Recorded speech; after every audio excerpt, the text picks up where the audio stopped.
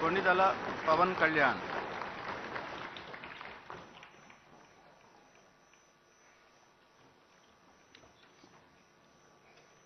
కొణిదల పవన్ కళ్యాణ్ అనే నేను శాసనసభ సభ్యుడిగా ఎన్నికైనందున శాసనం ద్వారా నిర్మితమైన భారత రాజ్యాంగం పట్ల నిజమైన విశ్వాసం, విధేయత చూపుతానని, భారతదేశ సార్వభౌమాధికారాన్ని, సమగ్రతను కాపాడుతానని, నేను స్వీకరించబోయే కర్తవ్యాన్ని శ్రద్ధాశక్తులతో నిర్వహిస్తానని దైవ సాక్షిగా ప్రమాణం చేస్తాను.